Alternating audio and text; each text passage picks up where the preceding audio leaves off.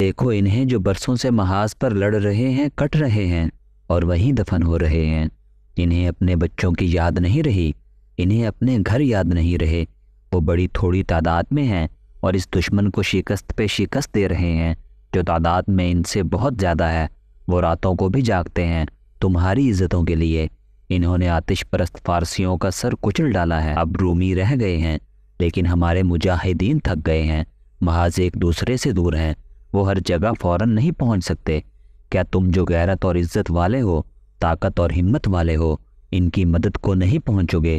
ہجوم جو پہلے ہی بے چین تھا جوش و خروش سے پھٹنے لگا۔ امیر المؤمنین رضی اللہ عنہ کا یہی منشا تھا کہ لوگوں کو اسلامی لشکر میں شامل کیا جائے۔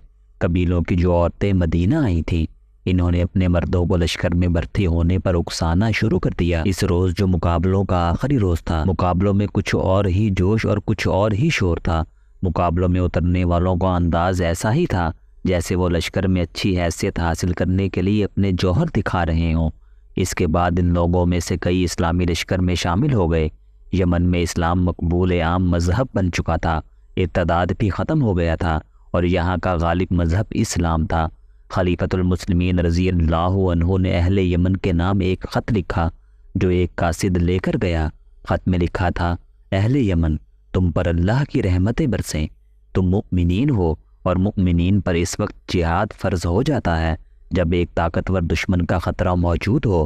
حکم رب العالمین ہے کہ تم تنگ دستی میں ہو یا خوشحالی میں ہو، تمہارے پاس سامان کم ہے یا زیادہ، تم جس حال میں بھی ہو، دشمن کے مقابلے کے لیے نکل پڑو، اپنے مالوں اور اپنی جانوں سے خدا کی راہ میں جہاد کے لیے نکلو۔ تمہارے جو بھائی مدینہ آئے تھے، انہیں میں نے بغرض جہاد جانے کی ترغیب دی تو وہ بخوشی تیار ہو گئے اور اسلامی لشکر میں شامل ہو گئے۔ میں یہی ترغیب تمہیں دیتا ہوں، میری آواز تم تک پہنچ گئی ہے، اس میں اللہ کا حکم ہے، وہ سنو، اور جس نے تمہیں پیدا کیا ہے اس کے حکم کی تعمیل کرو۔ اس دور کے رواج کے مطابق مدینہ کے قاصد نے یمن میں 3-4 جگہوں پر لوگوں کو اکٹھا کیا اور امیر المؤمنین رضی اللہ عنہ کا پیغام سنایا۔ اس کا اثر یہ ہوا کہ ایک سردار ذوالقلع حمیری نے نہ صرف اپنے قبیلے کے جوان آدمیوں کو تیار کر لیا بلکہ اپنے زیر اثر چند اور قبیلوں کے لڑنے والے آدمیوں کو ساتھ لیا اور مدینہ کو روانہ ہو گیا۔ مدینہ کا قاصد ہر قبیلے میں گیا تھا۔ 3 اور قبیلوں کے سردار قیس بن حبیر مرادی، جندب بن عمرو الدوسی اور حابس بن سعد تائی نے اپنے اپنے قبیلے کے جوانوں اور لڑنے کے قابل افراد کو ساتھ لیا اور شام کی جنگی مہم میں شریک ہونے کے لیے عازم مدینہ ہوئے۔ یہ ایک اچھا خاصا لشکر بن گیا۔ ہر فرد گھوڑے یا اونٹ پر سوار ہوا اور ہر قسم کے ہتھیاروں سے مسلح ہو کر آیا۔ یہ لوگ تیروں کا ایک بہت بڑا ذخیرہ بھی ساتھ لے آئے۔ مدینہ میں اس لشکر کا اجتماع 632 محرم میں ہوا تھا۔ امیر المؤمنین ابو بکر صدیق رضی اللہ عنہ نے خود اس اجتماع کے ہر آدمی کو اچھی طرح سے دیکھا کہ وہ تندرست ہے اور وہ کسی کے مجبور کرنے پر نہیں بلکہ جہاد کا مطلب اور مقصد سمجھ کر خود آیا ہے۔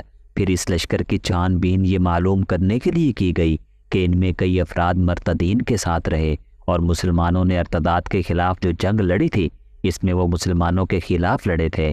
انہوں نے اسلام تو قبول کر لیا تھا لیکن ان پر بھروسہ نہیں کیا جا سکتا۔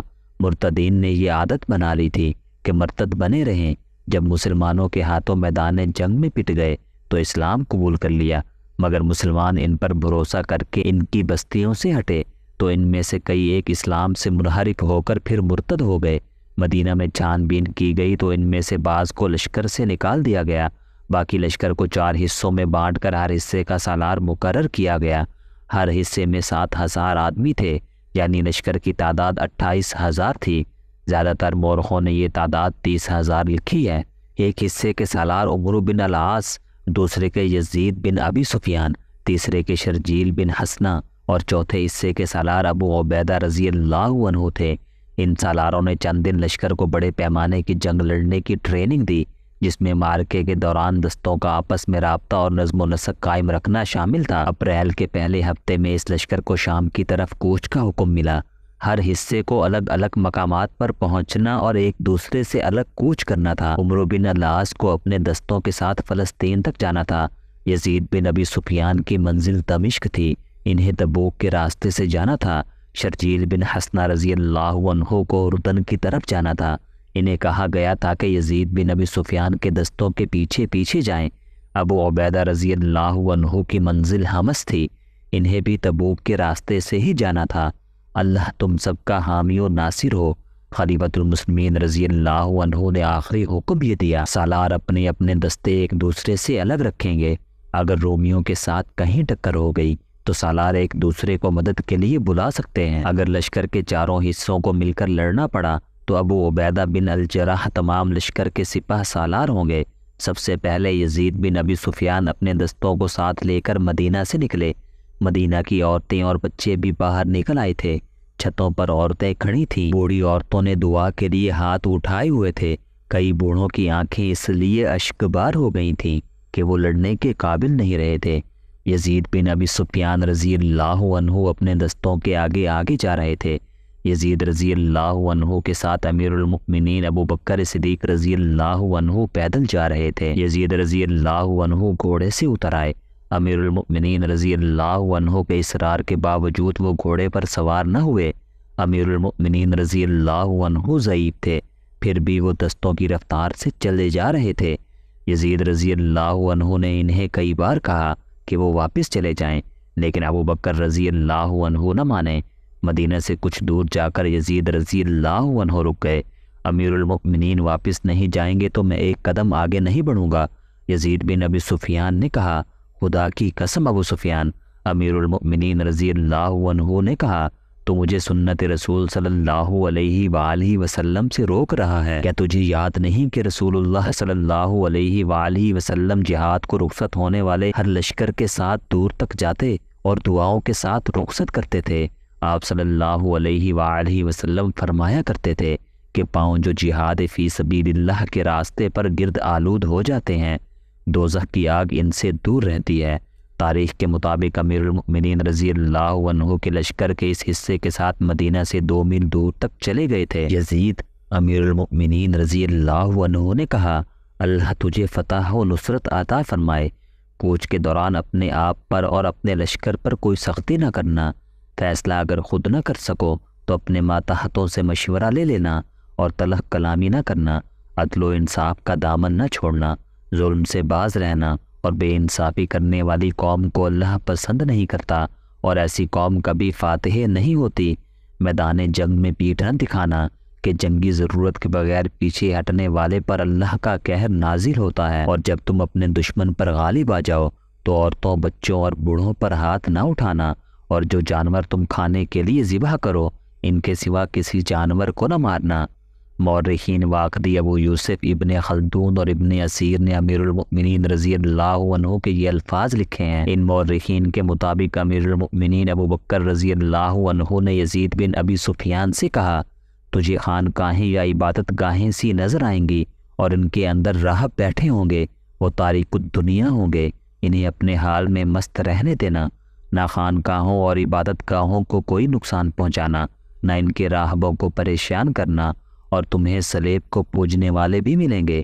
ان کی نشانی یہ ہوگی کہ ان کے سروں کے اوپر درمیان میں بال ہوتے ہی نہیں، وہ منڈوا دیتے ہیں۔ ان پر اسی طرح حملہ کرنا جس طرح میدان جنگ میں دشمن پر حملہ کیا جاتا ہے۔ انہیں صرف اس صورت میں چھوڑنا کہ اسلام قبول کر لیں یا جزیہ ادا کرنے پر آمادہ ہو جائیں۔ اللہ کے نام پر لڑنا، اعتدال سے کام لینا، غداری نہ کرنا، جو ہتھیار ڈال دے اسے بلا وجہ قتل نہ کرنا، ایسے لوگوں کے اعضاء نہ کاٹنا۔